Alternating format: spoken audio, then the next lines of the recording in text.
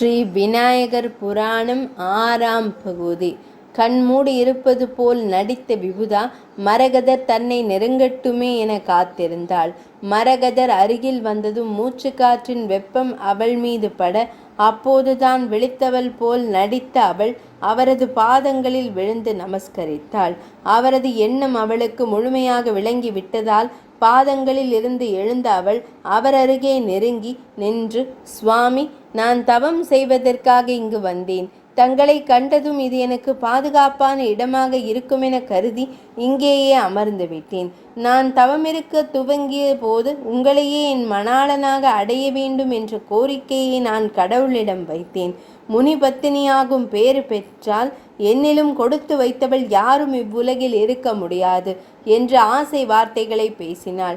மரகத முனிவர் எதற்காக அவளை நெருங்கினாரோ அது தானாகவே கனிந்து போனது கண்டு அவள் மீது மேலும் மோகம் கொண்டார். அவளை அன்புடன் அணைத்து கொண்ட அவர் அவளை பற்றிய விவரங்களை விசாரித்தாள். அவள் தன்னை அசுரகுலத்து பெண்ணாக காட்டிக்கொள்ளாமல் யாரோ ராஜகுலத்தவள் போல கூறி வைத்தாள். மரகதர் அவளிடம், நீ யாராயினும் அழகு உன்னிடம் கொட்டி கிடக்கிறது. அது என்னை உன்மீது மோகம் கொள்ள செய்துவிட்டது.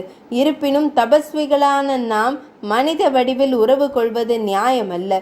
பிறர் பரிகசிப்புக்கு அது வகை செய்யும். அதோ பார், தூரத்தில் 2 யானைகள் மகிழ்ந்திருக்கின்றன அல்லவா? அதேபோல் நாமும் யானைகளாக மாறி மோகிப்போம் என்றவர் தன் கமண்டல் நீரை அவள் மீது தெளித்தாள்.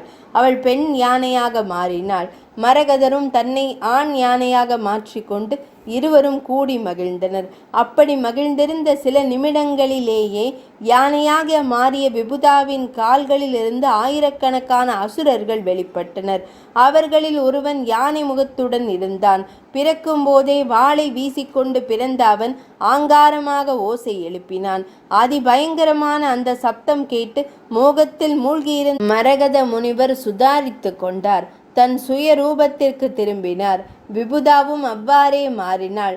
இப்போது அவள், சுவாமி, நான் அசுர குலத்தை சேர்ந்தவள். எங்கள் இனம் விருத்தி அடைந்து நீடித்த புகழுடன் விளங்க வேண்டுமானால் தவசீலரான தங்கள் மூலம் பிறக்கும் குழந்தைகளால் தான் முடியுமென எங்கள் குலகுரு சுக்ராச்சாரியார் தெரிவித்தார். அதன்படியும் எங்கள் மாமன்னர் அசுரேந்திரனின் ஆணைப்படியும் தங்களை கவர்ந்தது குழந்தைகளை பெற நினைத்து வந்தேன். வந்த வேலையை தாங்களே இனிதாக முடித்து விட்டீர்கள். பாருங்கள், நம் செல்வங்களை பிறக்கும் போதே வாளுடன் பிறந்து வீரகர்ஜனை செய்கின்றனர். தங்கள் பிள்ளைகள் வித்தைகளில் கைதேர்ந்தவர்களாக இருந்தால் எந்த பெற்றவர்கள்தான் மகிழ மாட்டார்கள்?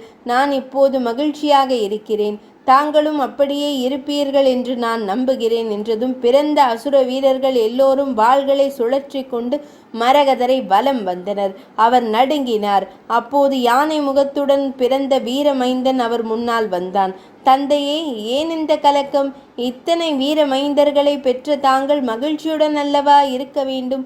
உங்கள் பிள்ளையான எனக்கு உங்கள் வாயாலே பேர் வையுங்கள் என்றதும் பயந்து நடுங்கிக் கொண்டிருந்த மரகத மாமுனிவர் வாயேதும் திறக்கவில்லை.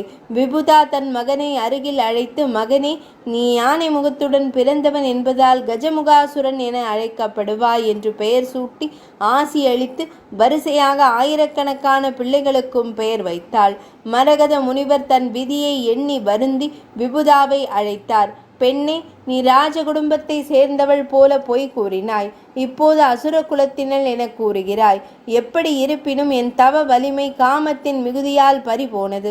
நான் செய்த தவறுக்கு பரிகாரமாக மீண்டும் தவம் செய்து வலிமை பெறப்போகிறேன். நீ பொய் சொன்னதால் என்னுடன் தொடர்ந்து வாழும் தகுதியை இழந்து விட்டாய். உன் பிள்ளைகளை கூட்டிக் கொண்டு அரண்மனைக்கு போய் சேர் என்று கோபமாக கூறிவிட்டு அவளை நடுக்காட்டிலேயே விட்டு சென்றார். விபுதா அது பற்றி கவலைப்படவில்லை. வந்த வேலை வெற்றிகரமாக முடிந்ததும் அவள் தன் பிள்ளை சூழ அசுரேந்திரனின் அரண்மனைக்கு வந்து சேர்ந்தாள். அசுரேந்திரன் மகிழ்ந்து அவளுக்கு புதிய மாளிகை ஒன்றையே பரிசாக கொடுத்தான். சுக்ராச்சாரியார் கஜமுகன் உள்ளிட்ட அசுரர்களை கண்டு அதிர்ந்தே போய்விட்டார். அவரே எதிர்பார்க்காத வகையில் பலம் மிக்கவர்களாக அந்த அசுரர்கள் திகழ்ந்தனர். அவர்களை ஆசிர்வதித்து வித்தைகள் பல கற்றுத் தந்தார். இதன் பிறகு கஜமுகாசுரன் உலகின் பல பகுதிகளுக்கும் சென்றான். மனிதர்கள் மிருகங்களை எல்லாம் இஷ்டம் போல் பிடித்து தின்றான். முனிவர்கள் யாகம் நடத்தும் இடங்களுக்கு சென்று யாக குண்டங்களை பெயர்த்தெறிந்தான். இதனால் தேவர்கள் தங்களுக்குரிய அவிர்வாகம் கிடைக்காமல் சக்தி இழந்தனர். சுக்ராச்சாரியார் இதை கண்டு மகிழ்ந்தார். இருப்பினும் கஜமுகாசுரனை அழித்து, கஜமுகா, உனது இந்த சந்தோஷம் தற்காலிகமானதே. தேவர்களை நிரந்தரமாக வெற்றி கொள்ள வேண்டுமானால் உனக்கு சிவபெருமானின் அருள் வேண்டும். நீ அவரை நினைத்து தவம் இருப்பாய். அசுர குலம் அழியாத அளவிற்கு வரங்களை கேட்டு பெறுவாய் என்றார். கஜமுகனும் 4000 ஆண்டுகள் தவமிருந்து சிவதரிசனம் பெற்று அசுர குலத்தின் அழியாத தன்மைக்குரிய பல வரங்களை கேட்டு பெற்றான். இதன் பிறகு அசுரேந்திரன் பதவி விலகி கஜமுகாசுரனை அரக்கர்களின் தலைவனாக்கினான். இந்நேரத்தில் அதே கஜமுகத்துடன் சிவலோகத்திலும் ஒரு குழந்தை பிறப்பதற்குரிய அறிகுறி தென்பட்டது. 6ஆம் பகுதி நிறைவடைந்தது.